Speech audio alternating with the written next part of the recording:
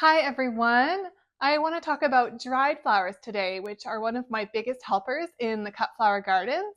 Now, rather than the usual dried wreaths or dried bouquets, we're going to be taking a look at how we could be adding dried flowers into fresh floral designs. Dried flowers are top of mind right now because a lot of the summer workhorses that I start from seed also double as excellent dried flowers. And it's always a pleasant thought this time of year while it's wintry outside that a lot of those little plants are already happily growing in my seedling area.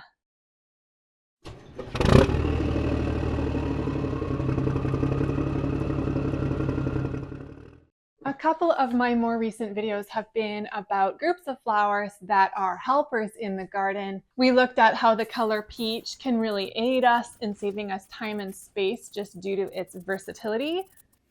And we looked at some of my favorite spring perennials that fill the deficit in blooming in late spring. So on a similar note, I want to bring dried flowers to you today as a group of flowers that can be an excellent help to us.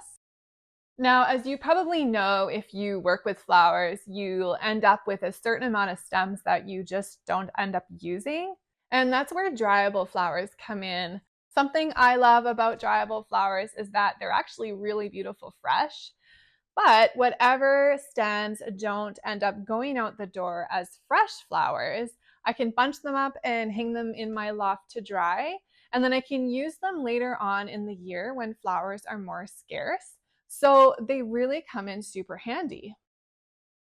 Dried flowers have become quite trendy in recent years, which I think is great and can also be really helpful. But actually, to be completely honest with you, the all dried flower products like dried flower wreaths or dried crafts, I have found a lot of those to be a bit more difficult to sell to my customer base, whether it's the style or whether it's the price point, which can be a bit of a hurdle for people because dried flowers are tending to be a bit more expensive, and dried flower wreaths, for example, they use up a lot of products. So there's a lot more stems going in and a lot more time going in to be making them, which means the price point is maybe somewhere where my customers aren't totally on board.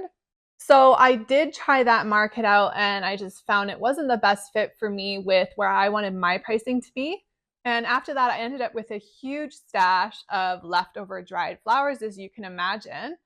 And that's when I sort of stumbled into incorporating all of those dried flowers into fresh designs, which has been one of the most helpful pivots that I have ever done here with my little flower business.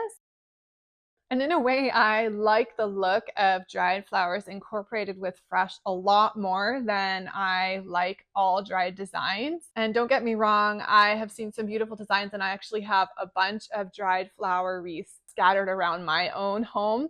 I do like them, but there is something really neat about incorporating the dried and the fresh and the contrast that it makes and how they complement each other, both in terms of texture, and I'll show you this example here.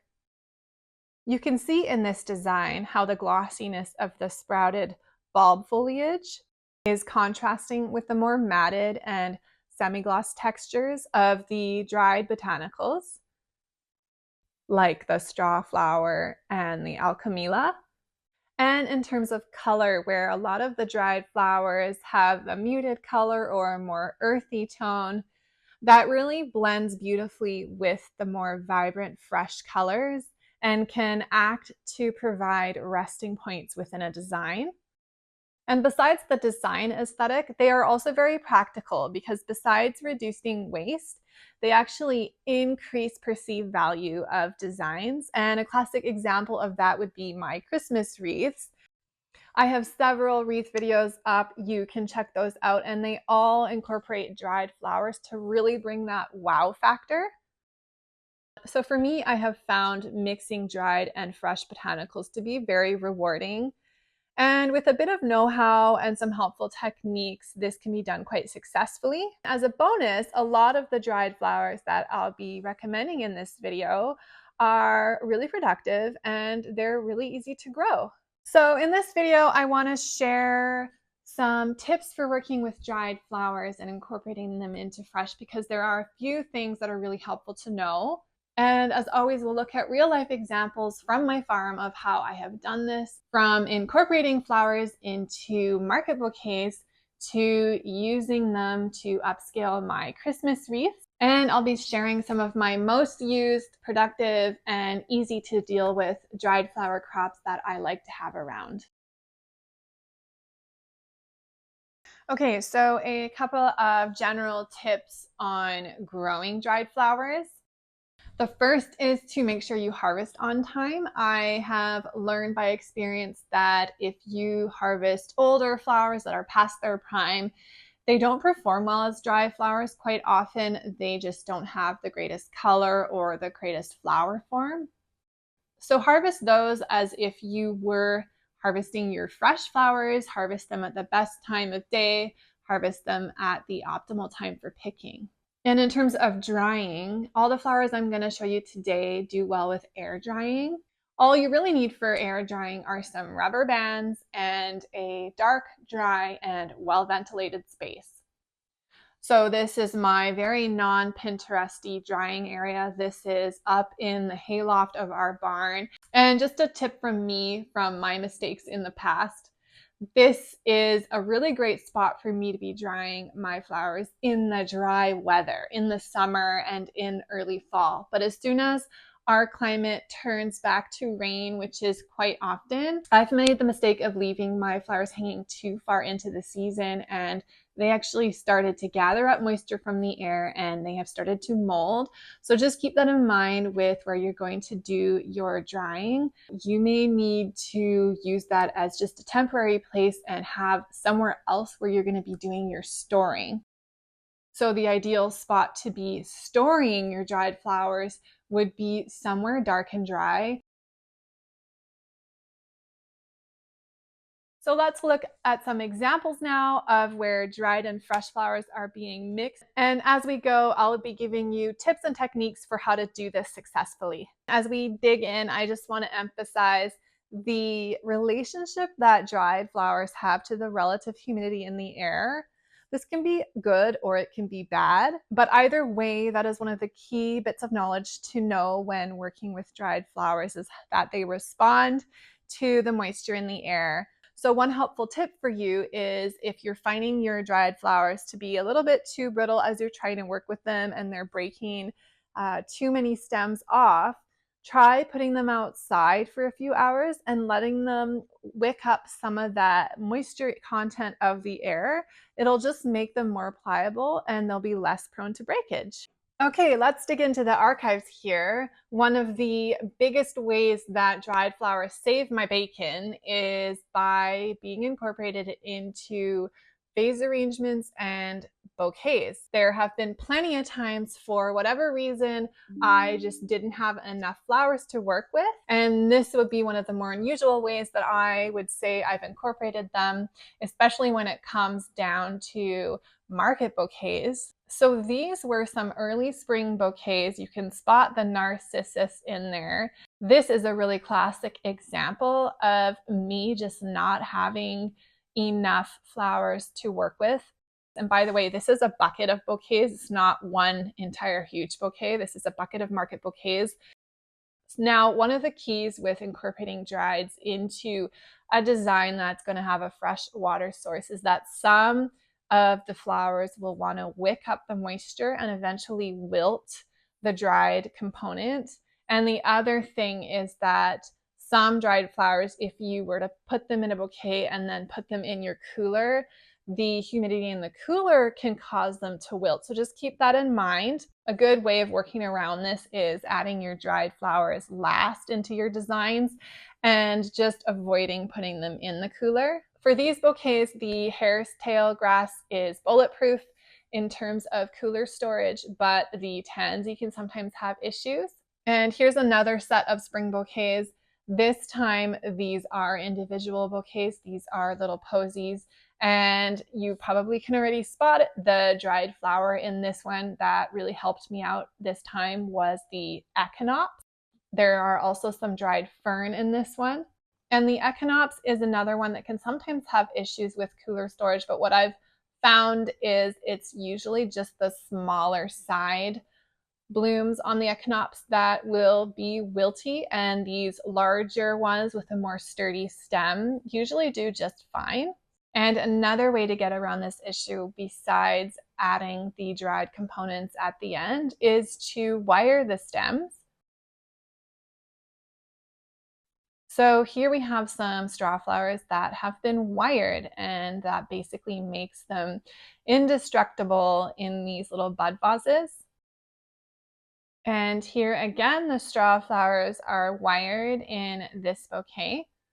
Notice also the dried sedum and dried bracken fern balancing out the foliage in this design and helping to bring some continuation in the color palette with those warm bronzy colors that tie into the peach daffodils.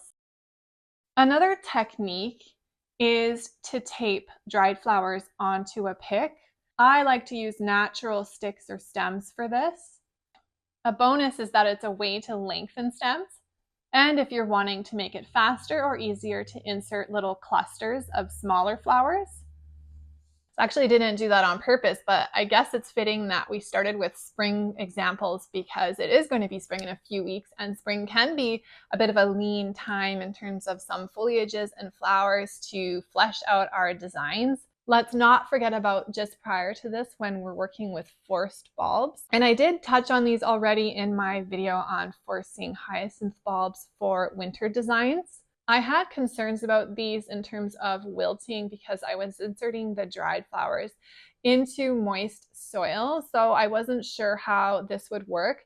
So I experimented with these though, and the particular drieds that I selected worked really well to insert into the moist soil.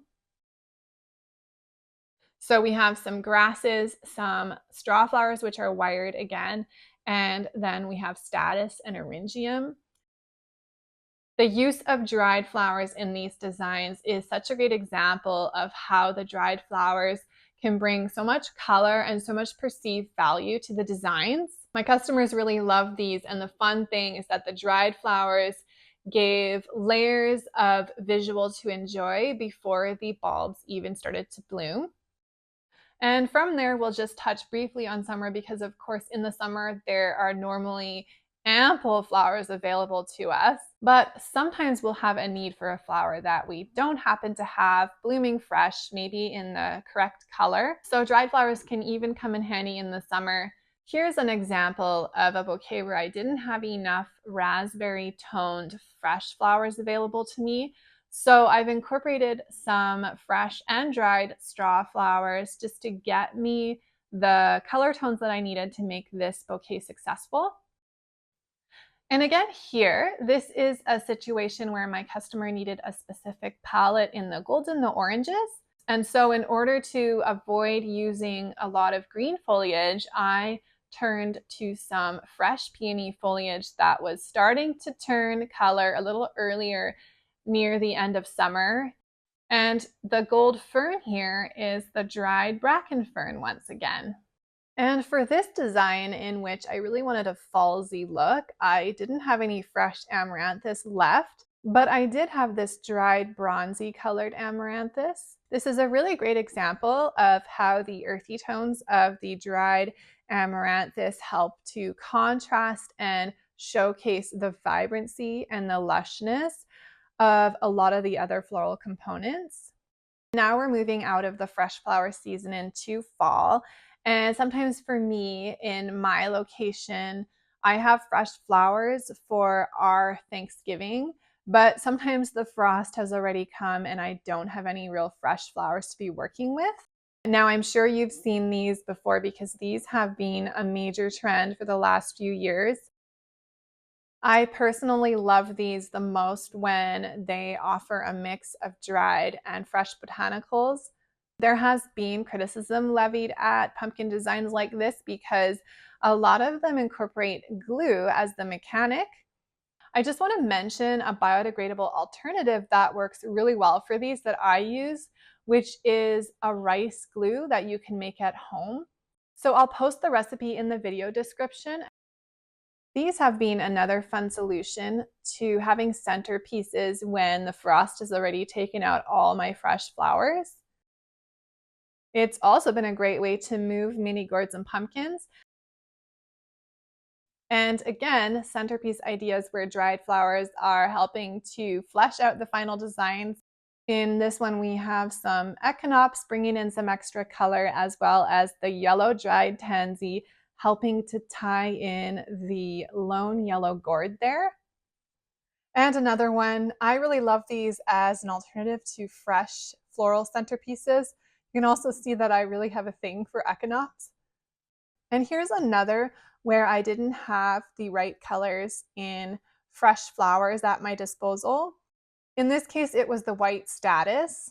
Certain colors of some crops, like white statice, for example, I actually only grow those when I need to rebuild my dried flower stash. So most of my white statice is really destined for Christmas wreaths. That's just a tip for you if you want to start to be more intentional about which colors you're going to be growing. Think about what seasons you're wanting to be using those flowers in. And of course, for Christmas, the major colors of that time of year are reds and whites.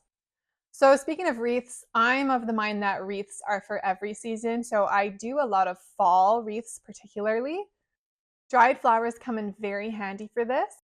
So you can see in this one a mix of fresh and dried flowers with the usual brackens, straw flowers. There's also some celosia in this one. And a lot of you have seen this wreath. This is the one that won the wreath contest with Florist Review. Honestly, these wreaths wouldn't be nearly as exciting without the dried components, the textures of the bracken fern, the grasses. Those are what are really bringing the magic here. And that leads us to Christmas. For all of these wreaths, I use a combination of wrapping and insertion techniques, usually on a fresh moss base. And if you check out my 3-part Christmas wreath tutorial, I go into detail about how to do this. So now for my favorite dried flowers to grow that I grow in abundance, a lot of these are the ones that also keep and hold color better. So the first one is statice. Statice is such a great producer for me. I am zone 8B, but it is mild here, and statice flowers for me as a cut and come again through the entire season. It is such a workhorse. I grow and dry many colors, including the purples and blues, the white, as I mentioned before, and some of the apricot peachy colors. The one color that I find that doesn't hold up as well for some reason is pink. I find that pink dried tends to sort of start to get tarnished, like it starts to turn almost a bit blue, and I'm not sure why, but all the other colors hold up really, really well. And this is a very neat type of statice that dries really well. This is Russian statice. Next is straw flowers. Straw flowers are also a cut and come again. Make sure you pinch your straw flowers. Pinch them really good at the beginning of the season. It will save you valuable time because it will cause them to branch and send up so many more flowers. You can harvest your straw flowers as individual blooms. Just pluck those right off the stem, which will cause the next blooms to mature and open. Or you can cut the stems. If you do that, cut deep to encourage more branching. You can hang the stems to dry. If you're planning to use just the single flower heads for hafting, for gluing, you can just lay them in a crate and let them dry like that. And if you're wanting to have them wired, straw flowers are kind of cool because if you wire them when they're fresh, they will dry and hold onto the wire. So that's a task I get my kids to help me do when I want to have some that are on a wire for working into certain designs. If the straw flowers are going to be displayed in colder and damper locations, i.e. in Christmas wreaths, the more open straw flower, the one that's blown, actually holds up a lot better because the ones that are harvested before they've blown open, they respond a lot more to the temperatures and the humidity, and they will often close up, which isn't really great when they're supposed to be bringing all that show and interest to the wreaths, and you get these little tight little bullets in your wreath. So just keep that in mind in terms of what you're going to be using them for and when you want to be harvesting them. Okay, next we have amaranthus. Amaranthus is one of my absolute favorite crops to grow. I love using it fresh. Everything else I will dry. I will grow and dry it in all forms from upright to cascading. Cascading amaranthus need to be air dried in a slightly different way. They should simply be placed in a heavy bucket or a heavy vase as you would if they were fresh, but without any water. This will allow them to dry in the proper shape. The colors with amaranthus, they will fade a bit. They just get a bit more muted when they're dried. And certain ones are wilty when they get in humid environments. So for example, this one is hot biscuits. And so if I'm designing with this one in a wreath, I will keep that in mind. And my placement for it will sort of benefit the look of it being dangly because I know that it won't hold its upright form. Make sure you pinch your amaranthus if you don't want huge, massive plumes. It will actually create more blooms, but they'll just be a more workable size as well. If you want huge, massive blooms, don't pinch them. They can be really spectacular. Next one is celosia. I wish I had more footage of celosia to show you, but actually I'm still not the best grower of celosia. But this one dries amazing in all forms, including the plume forms and the cristata forms. And in fact, the dried stems hold their vibrancy and still look really glossy and fresh. And another one of my favorites is larkspur. It is a no-brainer with air drying. It's surprisingly durable and it holds its color really well. I only wish this one came in more colors. You can grow this one in successions by using a fall sowing plus a spring sowing method, and I actually start them indoors. And then we have two wonderfully drought-tolerant perennials, Echinops and Eryngium. Somebody asked me recently which one I would pick, and I can't because these are both two of my all-time favorite cut flowers. The Eryngium is lovely because it mixes well into wreaths and bouquets and just adds a lovely texture. And the Echinops is just wild, as you already noticed. I use it a lot. I just love that globe shape to it. It's really striking. When you're picking out your varieties for these, one thing that I've noticed is that they're not all as vibrant. So I would suggest trying to find varieties that have a lot more vibrancy. They will hold their color better. They will dry with more color. And these are happy little flowers. These come in a vast array of colors. So these ones can be really handy. This is Gomphrena. Lovely, fresh, and lovely dried. So those are the main heavy hitters for colors and quantity that I'm using. Now I want to share with you what I will class as dried foliages. So first is Dusty Miller. Dusty Miller dries really easily and it keeps a lot of substance when it's dry, which is nice for a dried flower. When you're growing Dusty Miller, try growing it in a shady spot. It causes the stem to stretch a bit more and get better length. Sage is another one that I grow and I will dry it from time to time. The foliage just has such a nice color to it that contrasts really well in winter designs. And I'll never say no to seed pods and grasses. Basically, any kind of grass can be dried. I even dry weed grasses that show up in my gardens. Wheat is really nice, especially if you let it get bleached a bit by the sun before you harvest it. And on the same note, alliums are really nice as well. If you let the sun bleach those a bit, they are really a fun and interesting addition to bouquets and to wreaths. The type of poppy you need to grow to get this type of poppy pod is the breadseed poppy. The best time to harvest these for drying is right away when they're still green. And why stop there? I highly recommend trying to dry basically everything. You never know what you're gonna find. I have had some really fun results from trying to air dry some bigger blooms like dahlias, zinnias. So dahlias seem to dry better by hanging them upside down, but this is how I will dry things like rudbeckia and zinnias. I'll place them in an upside down crate so that they can just dry flat. In terms of these kinds of blooms, I've noticed that certain colors will dry better. So I've noticed that darker saturated colors like the purples will hold their color better. White and soft paint colors will often just sort of turn a yucky brown. So try some of these out. These can be really lovely little additions into designs. And there are so many more options waiting to be discovered. At the top of the frame here, these are Molucella. And look at these little Rudbeckia seed heads on these centerpieces. So I hope this video has helped to equip you for using dried flowers and has given you a whole lot of inspiration on how to do so.